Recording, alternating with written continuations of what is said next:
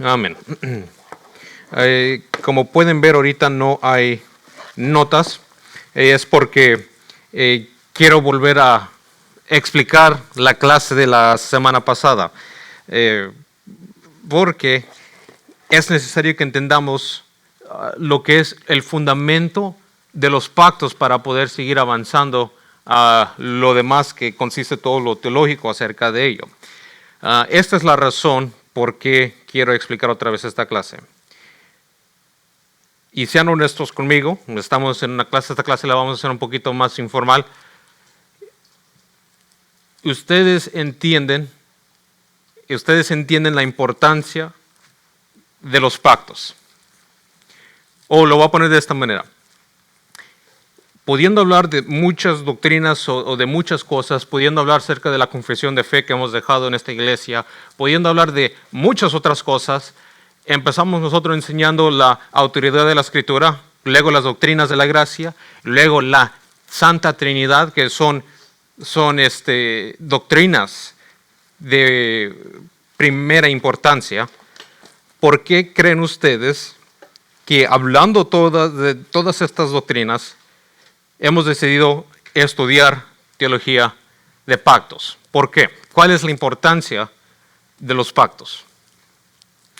Esa es la razón por qué quiero volver a retomar estas clases. Pero alguien, no sé, chiven, como dicen allá, alguien tiene una idea, un comentario. Es un acuerdo que hace nuestro Señor Jesucristo. Sí, es un acuerdo.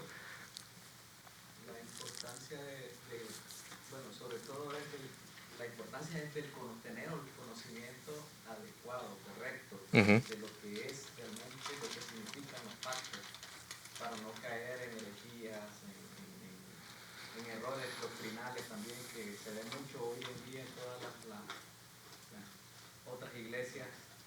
Y sobre todo también de que todo esto va de la mano con todas las otras doctrinas que hemos aprendido.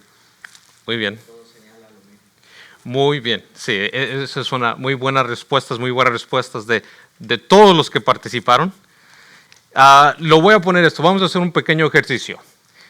Aquí de este lado se me juntaron todos y aquí solamente tengo a uno, pero lo vamos a hacer de esta manera. De este lado tenemos al rey Adán. Nuestro hermano Adán es rey de una nación. Todos ustedes son un pueblo distinto, aparte, extranjero del reinado que tiene mi hermano Adán. Bueno, el rey Adán. Entre ustedes elijan a una sola persona que hable por ustedes. La hermana Nieves. Bueno, ya la metieron a la hermana Nieves. Ahora, ustedes están buscando protección y están buscando alimento de parte de este reino. Adán, tú como rey, ¿los aceptas a ellos bajo tu protección y tu reinado? ¿Sí, no? Sí, digamos que sí. Pero, ¿nomás van a llegar a hacer lo que ellos quieran? No. ¿Cómo qué sería un trato justo? Ellos están buscando protección, alimento. ¿Qué sería algo justo?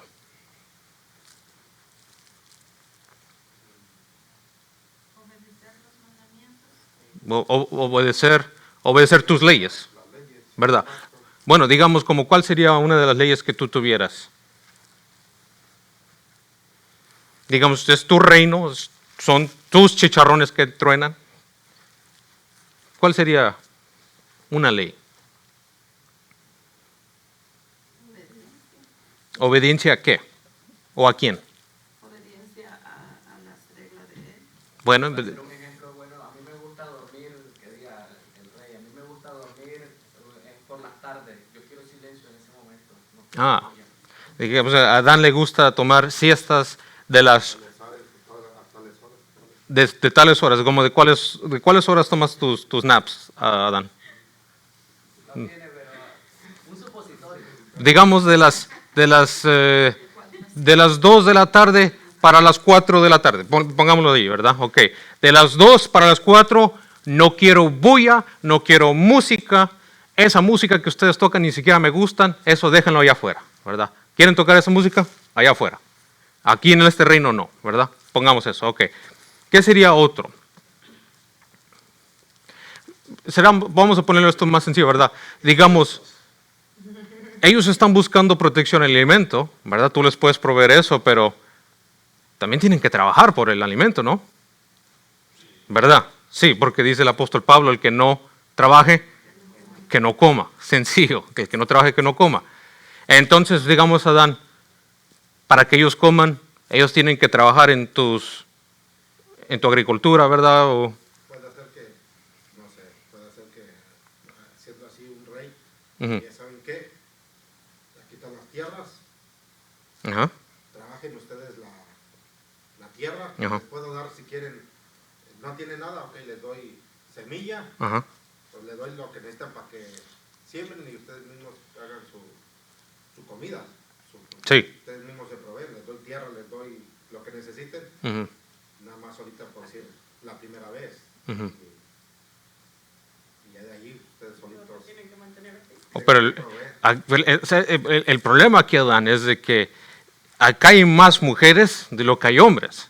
Digamos, el hermano Carlos puede ser un buen soldado de tu ejército, pero las otras mujeres, ellos están buscando protección. ¿Tú les puedes ofrecer protección? Digamos, sí. Supongamos que sí. Entonces ellos necesitan estar bajo tu reino, ¿verdad? Entonces no solamente les tienes que dar alimento, protección, pero ahora tienen que ser conciudadanos de tu reino.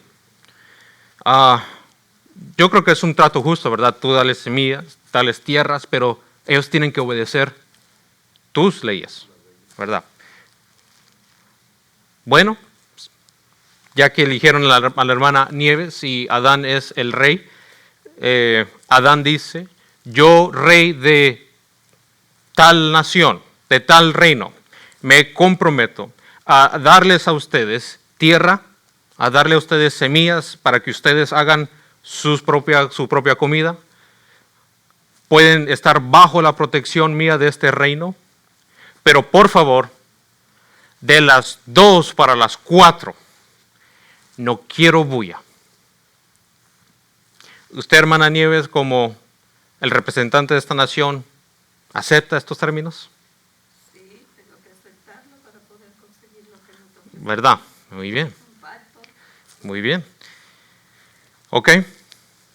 Supongamos que todo va bien, todos estamos bien. Pero luego dice la hermana Hilda, ¿saben qué? ¿Yo qué voy a andar trabajando para...? A mí esto es una obligación que me tienen que dar de comer. Y luego empieza a conspirar con la hermana Margarita. A ti no te dieron la EBT. Es porque Adán nos tiene que mantener. Él es el rey, él tiene sobreabundancia, es su obligación mantenernos a nosotros.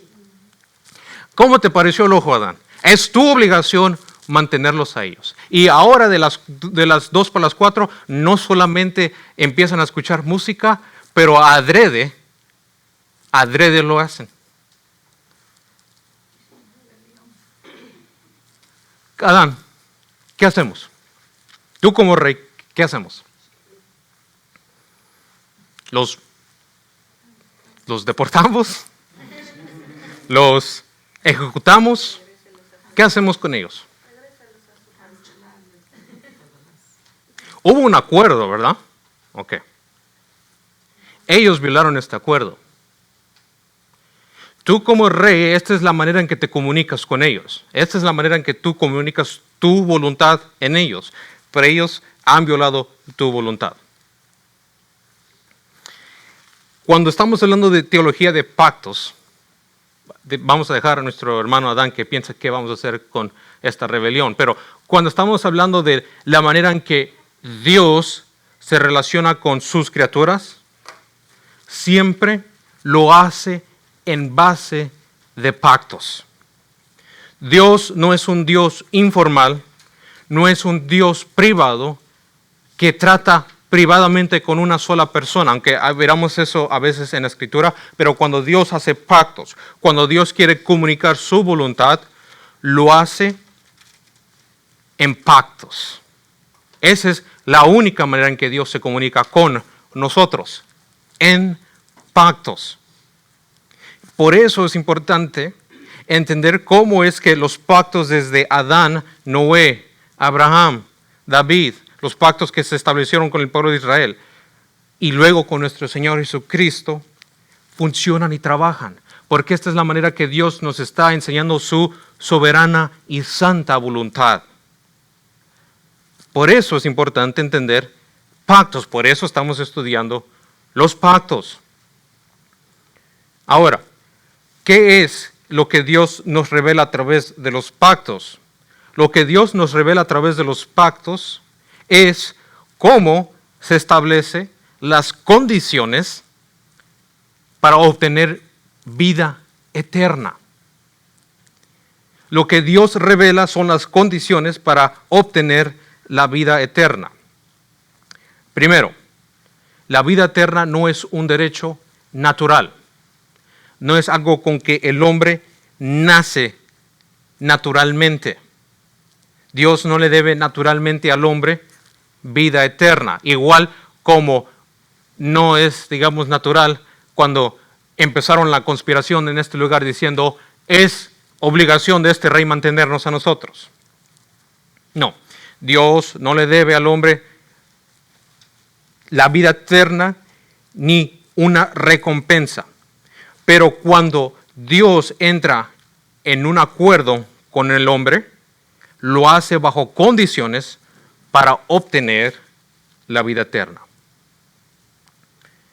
Esto no es un arreglo secundario, esta es la forma en que Dios ha establecido sus relaciones con el hombre desde el principio de la creación. Por eso esa es la importancia de entender los pactos. Ahora, la razón por qué el pacto de obras, y estamos haciendo mucho énfasis y estamos sacando mucho estudio en lo que es el pacto de obras, ¿por qué es importante entender el pacto de obras? Porque el pacto de obras nos demuestra la gravedad del pecado. Nos demuestra la gravedad del pecado. Sin el pacto de obras, sin el pacto que Dios hizo con Adán, si Adán hubiese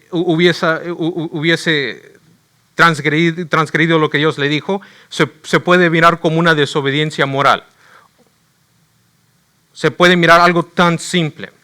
Pero porque se puso, porque hubo pacto, porque un pacto fue establecido, su pecado no es una simple desobediencia moral, no, es una ruptura de alianzas, es una traición, es mucho más grave.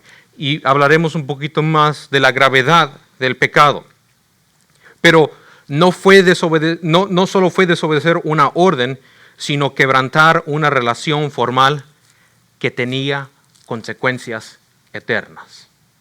Esa es la gravedad del pecado cuando se transgredió el pacto de obras. ¿Dónde encontramos esto? En Romanos capítulo 5 y empecemos desde el versículo 12 en adelante. Romanos capítulo 5, versículo 12 en adelante.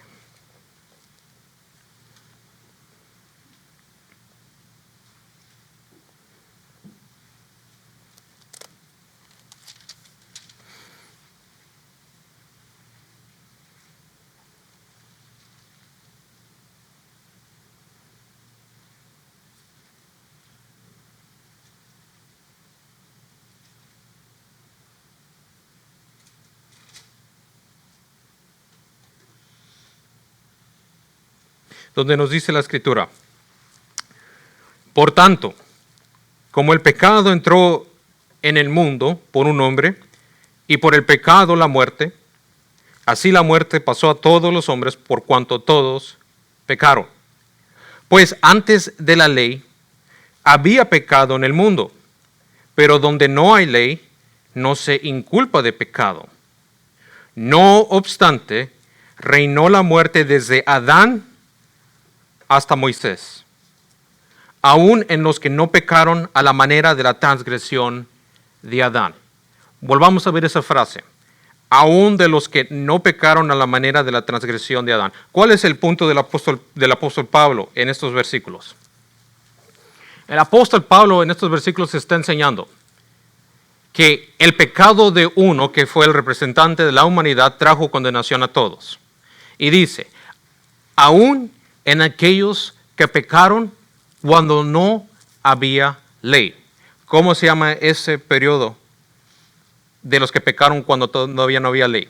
Ese periodo es el periodo entre Adán y Moisés, porque la ley todavía no había sido revelada hasta cuando Dios se la revela a Moisés.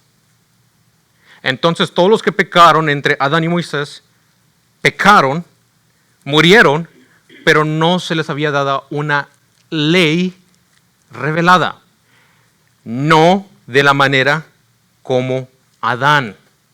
A Adán sí se le había dado una ley revelada.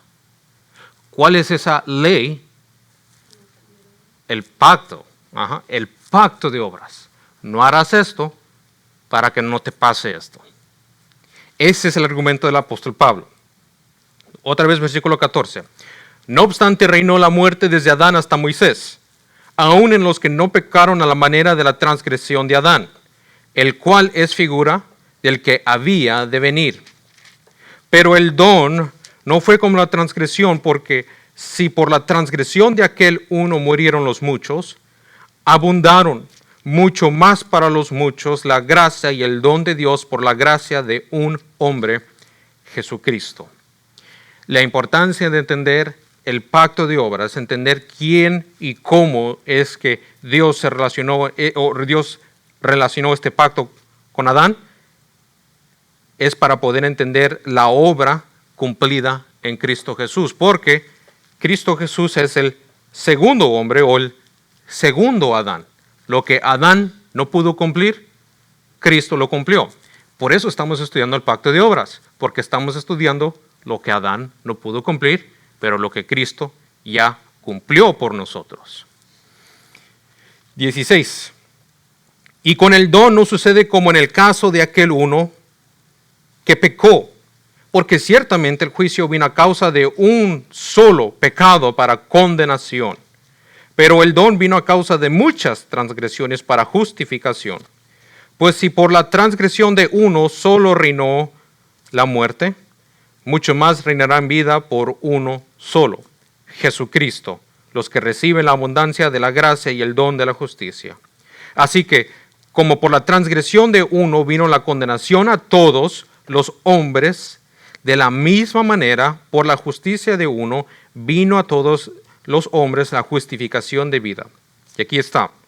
Porque así como por la desobediencia de un hombre, los muchos fueron constituidos pecadores, así también por la obediencia de uno, los muchos serán constituidos justos. ¿Cómo es que explicamos el Evangelio? Usted cuando evangeliza, yo ciertamente quiero pensar que todos nosotros hemos evangelizado al menos una sola vez.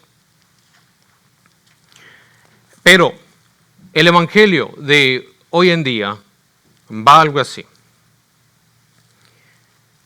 Cristo Jesús tiene un plan perfecto para tu vida. Cristo Jesús te ama. Acepta a Cristo Jesús y verás que todo lo que está pasando en tu vida tiene una solución. No estoy diciendo que eso sea incorrecto. Bueno, lo que sí puede ser incorrecto es decir Cristo Jesús te ama a todo el mundo. Cristo Jesús no ama a todo el mundo. Pero es un evangelio diluido. Porque una persona que vive sin Cristo, ¿por qué tiene que recibir a Cristo como su Señor y Salvador? ¿Cuál es la necesidad? ¿Cuál es la urgencia que le estamos metiendo, que le queremos dejar enseñar a esta persona que necesita de Cristo Jesús? ¿Por qué? Su arrepentimiento. ¿Arrepentimiento de qué? La salvación. Cuando evangelizamos, lo que le tenemos que decir a esta persona es que es una persona pecadora y que va directo al infierno. Que esta persona ha fallado, le ha fallado a un Dios todopoderoso. Y que no hay nada que esta persona pueda hacer para obtener salvación.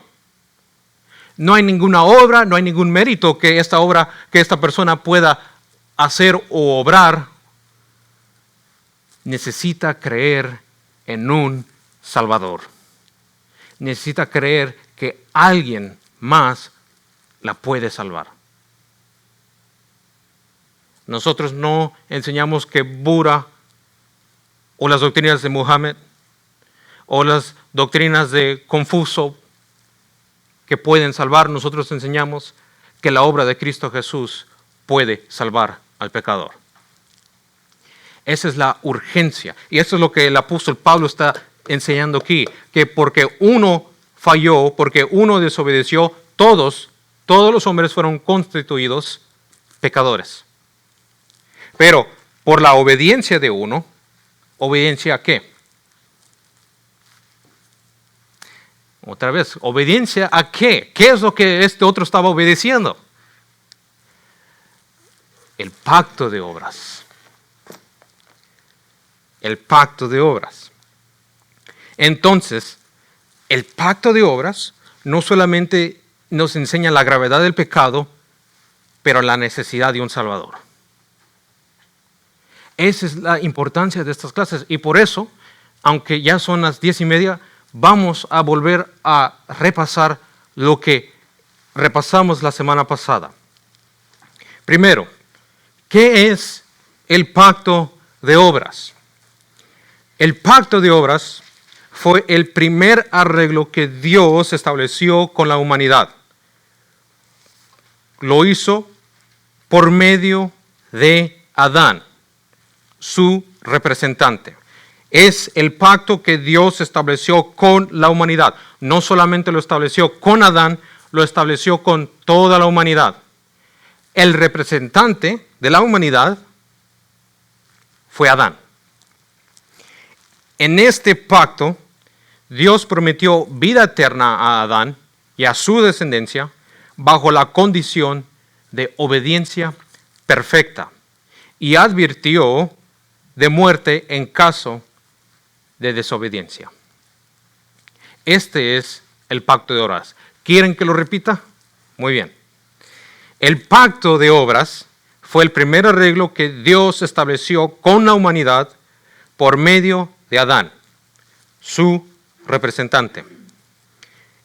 En este pacto, Dios prometió vida eterna a Adán y a su descendencia bajo la condición de obediencia perfecta y advirtió de muerte en caso de desobediencia. Salud.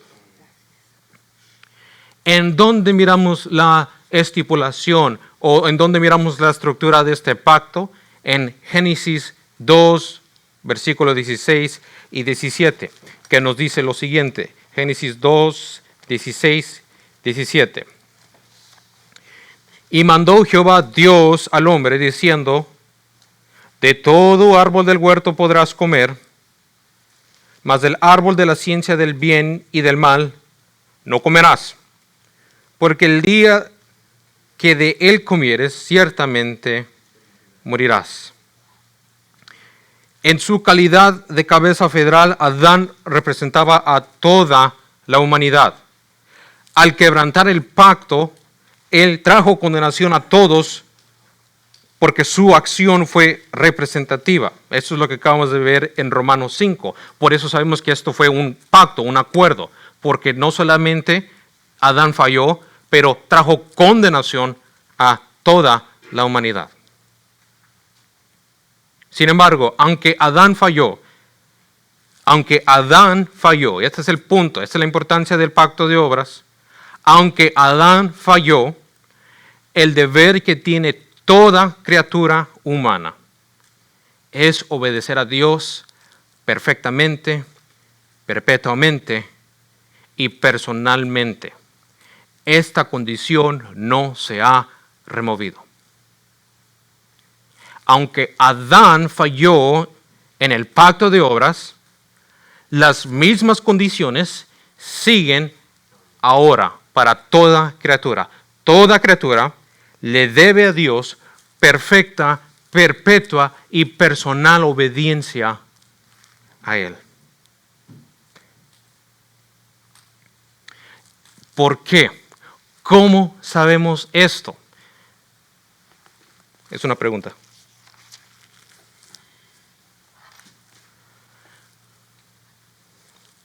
Estábamos hablando con el hermano Joseph y el hermano Joseph nos dijo,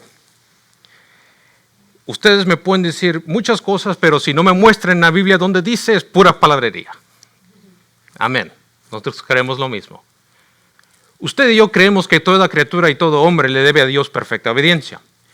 ¿En dónde se le fue estipulado eso al hombre? ¿Cómo sabemos que el hombre le debe a Dios perfecta obediencia en todo? Vayan conmigo a Génesis 1, versículo 27.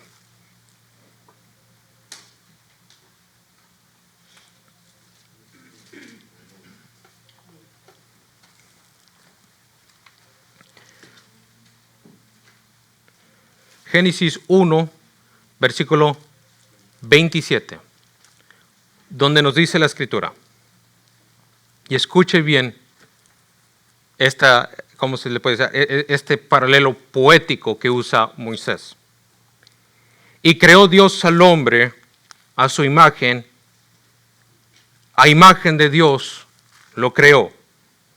Varón y hembra los creó. ¿Cuántas veces dice aquí que Dios creó al hombre a su imagen? 3 veces. Y creó Dios al hombre a su imagen, 1. A imagen de Dios lo creó, 2. Varón y hembra los creó. Adán, mañana a las 10 vamos a estar en el IHOP. Vamos a comer, vamos a platicar. Tenemos que platicar de muchas cosas, pero va a ser a las 10. Y si quieres traerte un invitado, está bien, pero a las 10 es que vamos a estar en el IHOP. ¿Cuál fue el énfasis de esta conversación? A las 10. Si yo repito algo es porque le estoy metiendo o le estoy poniendo una importancia. ¿Cuál sería la importancia de Moisés en decir que el hombre fue creado a la misma imagen y semejanza de Dios? Y todavía en el capítulo 5 y en el capítulo 9 todavía trae más importancia en eso. ¿Cuál es la importancia? ¿Qué dijeron? Dios lo creó, sí. Pero que si dice a imagen y semejanza es que Él es perfecto.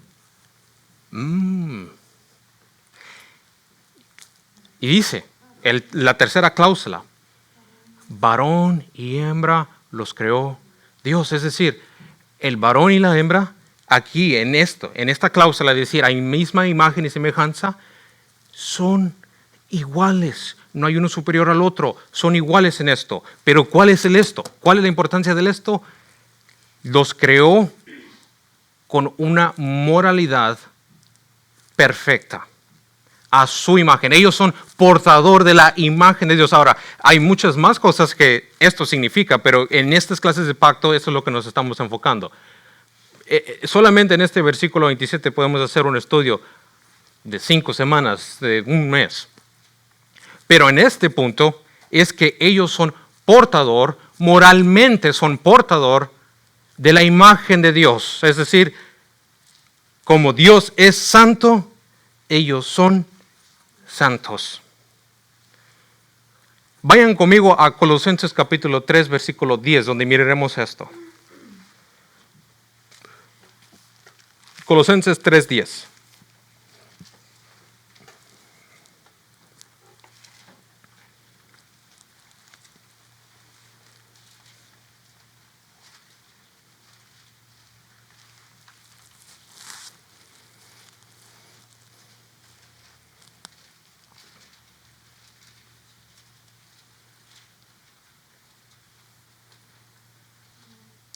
En Colosenses capítulo 3, versículo 10 nos dice, y revestido del nuevo, el cual conforme ¿a quién? A la imagen de lo que lo creó se va renovando hasta el conocimiento pleno. Otra vez, y revestido del nuevo, el cual conforme a la imagen del que lo creó, se va renovando hasta el conocimiento pleno. Aquí, el autor del libro, el autor de la carta a los Colosenses, Pablo, está hablando acerca de la nueva vida en Cristo. Ahora, revestidos de lo nuevo, de la nueva vida, que era lo conforme o era la norma de la imagen del que lo creó, esto se va renovando hasta el pleno conocimiento. Tú y yo, aquí, la iglesia, somos los embajadores, somos los representantes de Cristo. Este siempre ha sido el diseño original. Somos los representantes de Dios acá en la tierra, porque llevamos su moralidad, su ley, sus estatutos, todo lo que Él es, su moralidad, es lo que nosotros debemos de cumplir, de hacer, de obedecer. Entonces, hagamos esta pregunta. ¿Todos los hombres son creados a la misma imagen y semejanza de Dios? Sí. Incluso hasta el inconverso es creado de la misma imagen y semejanza de Dios. ¿Qué es lo que nos dice esto? Que todos nosotros le debemos a Dios perfecta moralidad, obediencia, porque todos somos portadores de la imagen de Dios.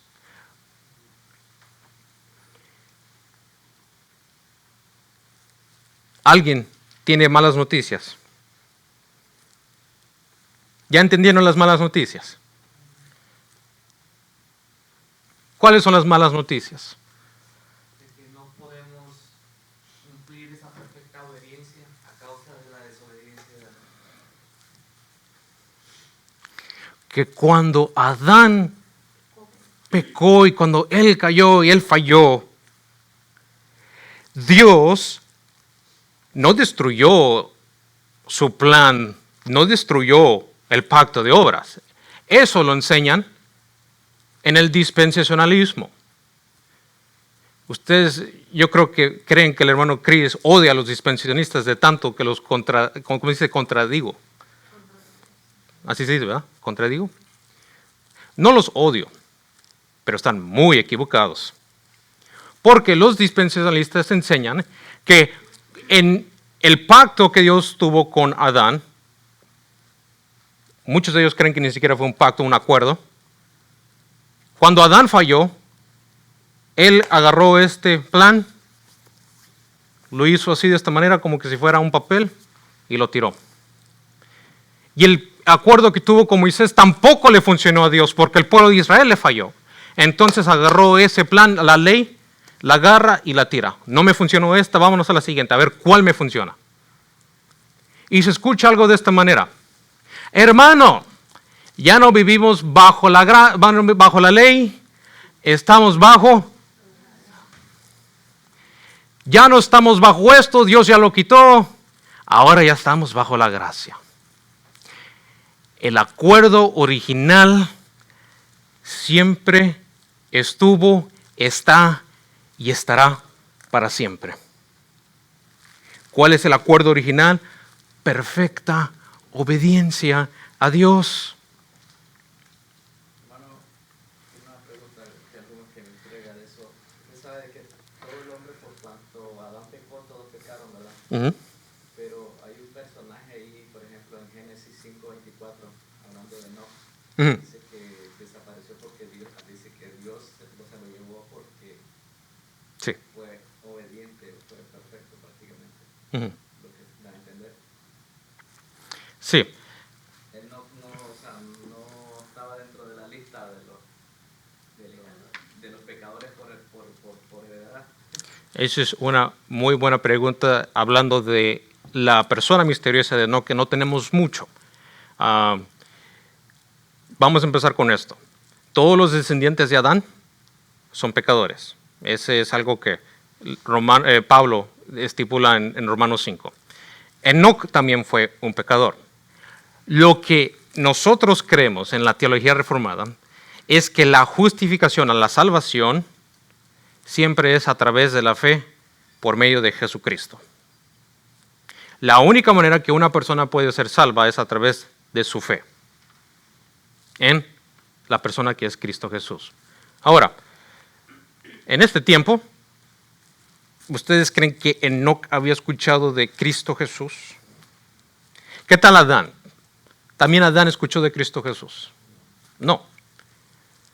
Pero a Adán se le dio una promesa, y también a su mujer. Y cuando ellos pecaron, miramos, ¿cuál era la amenaza? Morirás.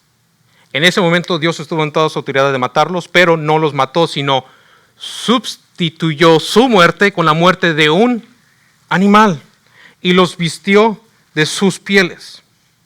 Aunque ellos no escucharon de Cristo Jesús, poner su confianza en Dios es lo que los salvó a ellos, la justificación solo por fe. Ellos vieron la promesa que de la simiente de la mujer vendrá el que le pisará la cabeza, mas éste le herirá en el calcañar. Entonces la promesa siempre ha estado. Esa es la promesa. Todos nuestros santos padres, cuando mueren y van al paraíso, los que son salvos murieron basados en la justificación, o son justos, fueron justos a través de la fe. De la fe.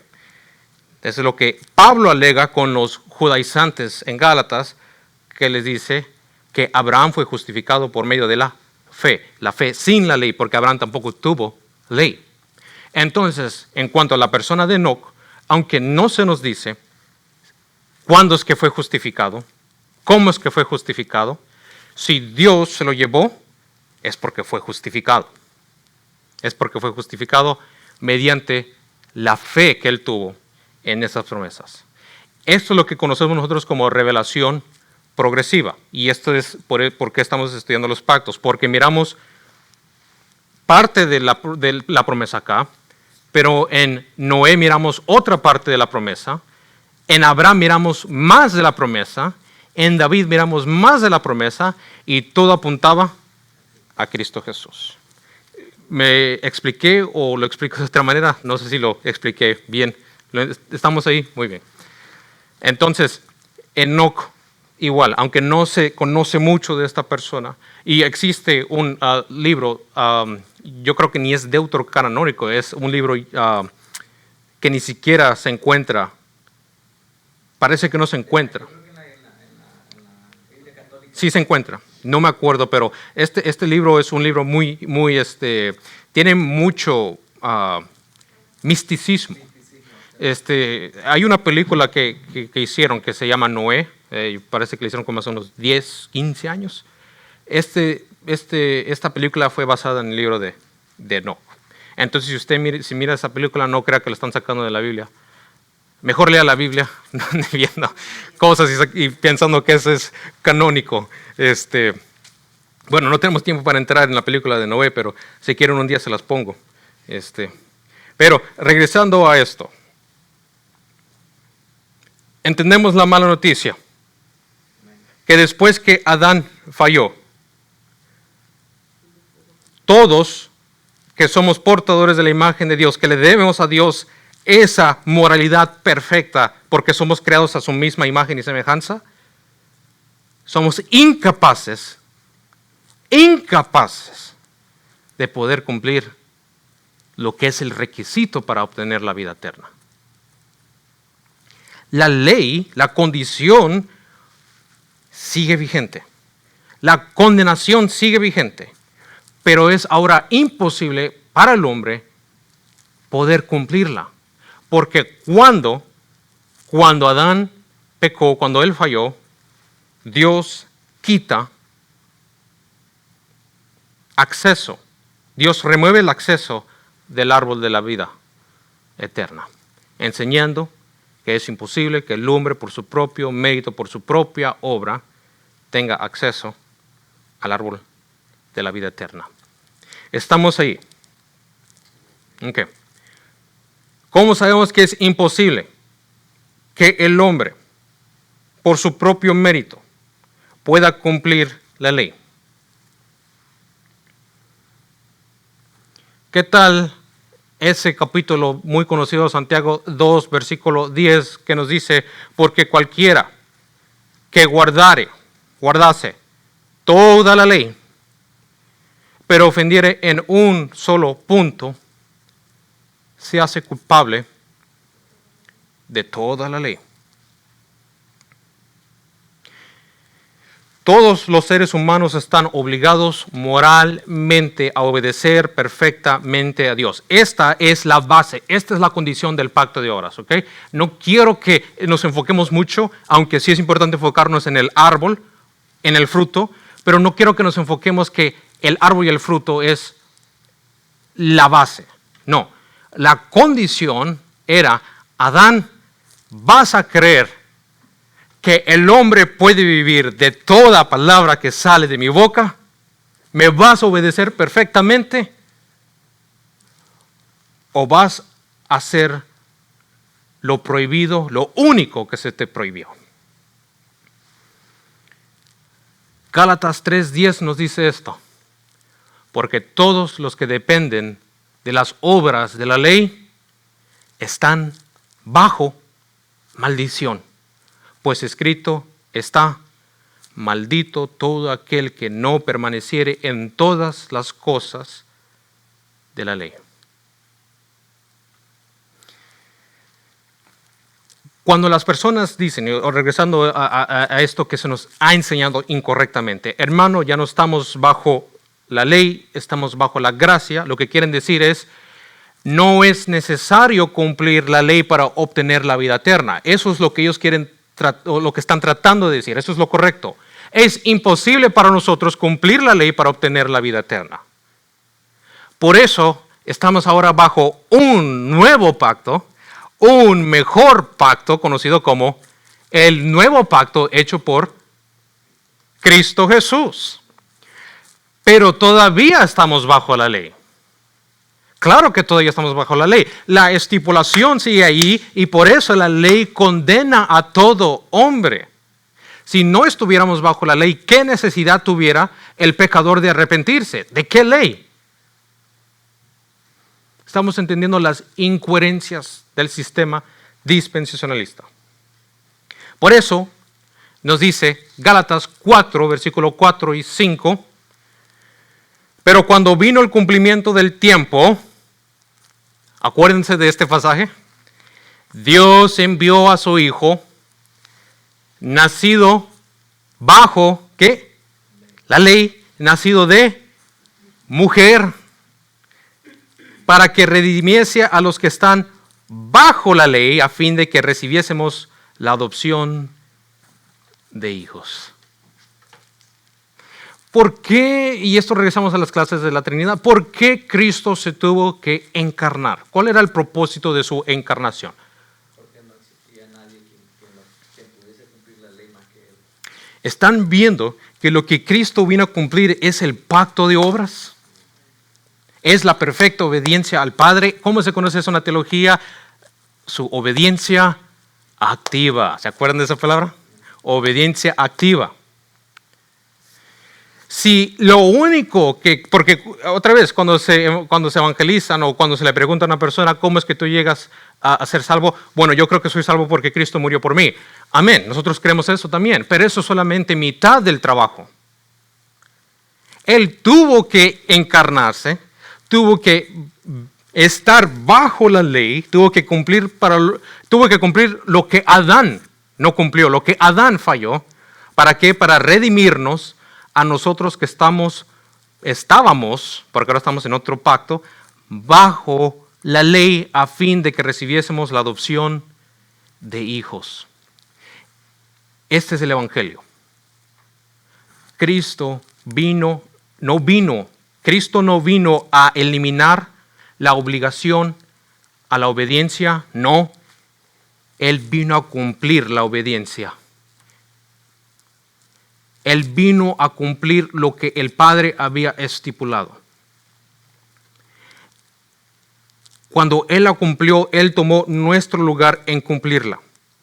Por eso nosotros no somos salvos por nuestras obras ni nuestros méritos, somos salvos por la justicia de otro, por la justicia de Cristo Jesús. Esa es la fe que se nos imputa a nosotros. ¿Estamos ahí? Ok. Ese es el Evangelio. Y eso es lo que leímos al principio en Romanos 5:19. Porque así como la desobediencia de un hombre, los muchos fueron constituidos pecadores, así también por la obediencia. ¿Por la obediencia? ¿Obediencia a qué? Otra vez. A ver si están entendiendo. ¿La obediencia a qué? No diga nada, hermano Carlos. La obediencia activa, muy bien. ¿Cuál es el pacto que cumplió?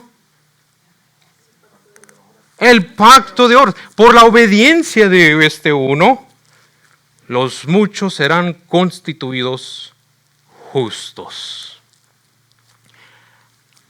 Solamente en esta parte, esta es la conclusión.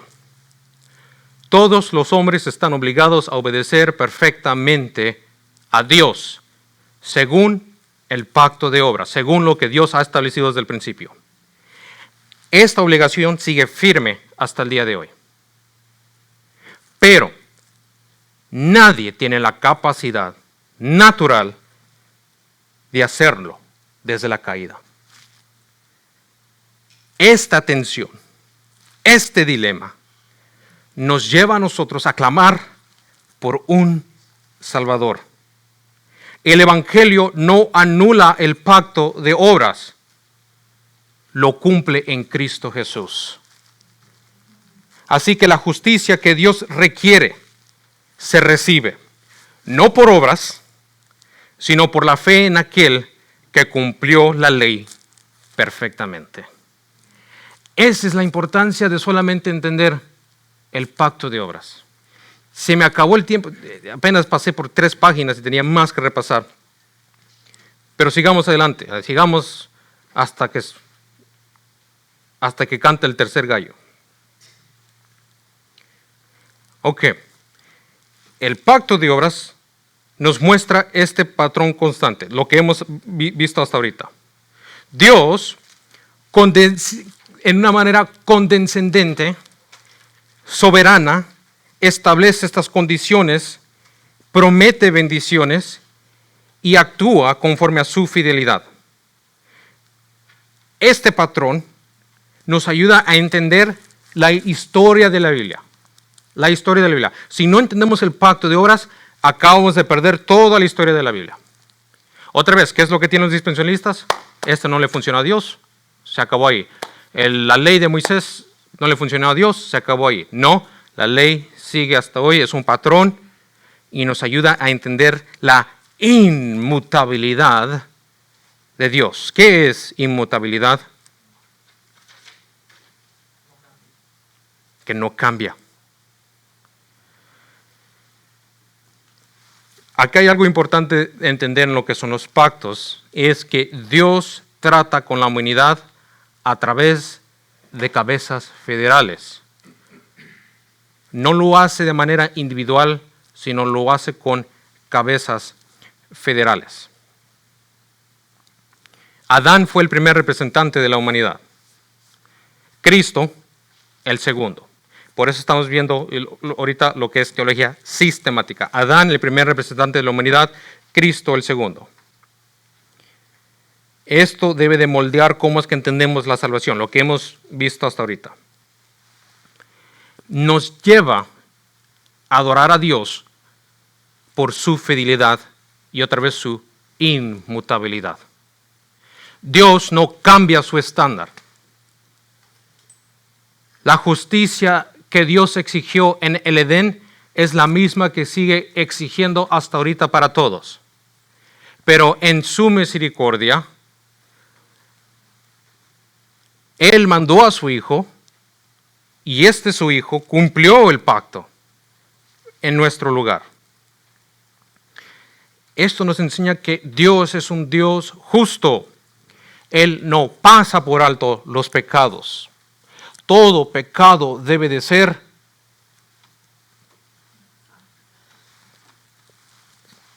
todo pecado debe de tener su condenación, debe de ser castigado, debe tener su pena. Cuando Cristo Jesús, nuestro hermano Luis, hablando en 1 de Pedro capítulo 3, estamos viendo acerca de cuando dice que Jesús o el Espíritu de Cristo fue y predicó a las almas encarceladas. Pero es un pasaje que es muy mal entendido por la confesión de los apóstoles o el credo de los apóstoles que dice y descendió al Sheol o descendió al Hades. Cuando Cristo Jesús fue crucificado, Él dijo, Padre, ¿por qué me has? Exactamente es lo opuesto de la bendición arónica. Ahora, todos ustedes escuchan al menos una vez al mes esta bendición arónica, cuando se les da la bendición, la benedicción. ¿Cómo empieza esta benedicción?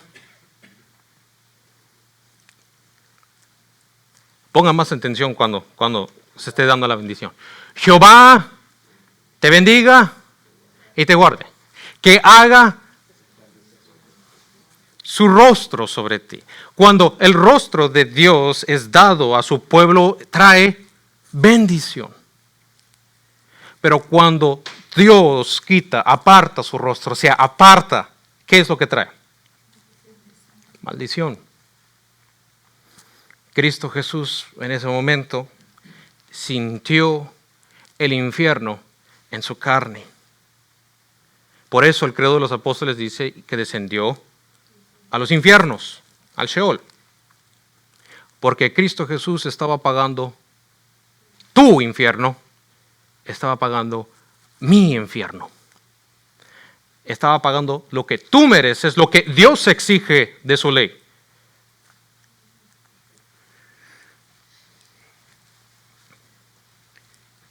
Como dijo Martín Lutero, el hombre más santo se convirtió en el hombre más maldito.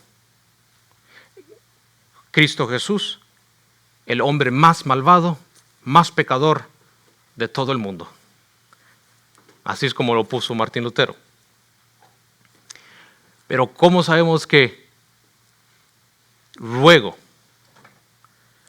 el Padre obtiene su sacrificio? ¿Saben que a propósito dije algo que estaba mal? No sé si lo captaron, no creo que lo hayan captado. Dije, Padre, ¿por qué me has abandonado? No dijo Padre. ¿Qué dijo? Dios mío, eso es algo muy importante. Dios mío, ¿por qué me has abandonado? Citando de Salmos 2. Pero cuando su obra es terminada, cuando Él cumple todo, dice, Padre, en tus manos encomiendo mi espíritu. Entonces, esto, mis hermanos, nos debe de llevar a adorar a Cristo Jesús porque Él cumplió lo que era imposible para cumplir, porque Él sufrió lo que nosotros deberíamos de haber sufrido, lo que debemos de pagar. Nos tiene que llevar a entender la justicia, la santidad, la misericordia, la gracia, la inmutabilidad, la benevolencia de Dios. Dios es el mismo de ayer, de hoy y para siempre. Él no cambia. Cristo Jesús es quien te ha salvado. Entonces, solamente esto es el por qué es importante entender el pacto de obras. Si tienen una pregunta, luego podemos hablar. Es importante que usted esté haciendo esas preguntas. Si usted tiene una pregunta, es importante que haga esas preguntas, porque yo no sé si estamos avanzando o no si no hay preguntas. Si hay confusión, es necesario aclararlas. ¿Por qué es importante entender el pacto de obras? Porque esto va a dirigir cómo es que entendemos la historia de la Biblia, esto dirige cómo es que entendemos cómo evangelizar, esto dirige nuestro entendimiento cómo es que el hombre es salvo. Espero que esta clase haya aclarado muchas confusiones. Pero mis hermanos, Dios me los bendiga. Vamos a ponernos de pie y oremos.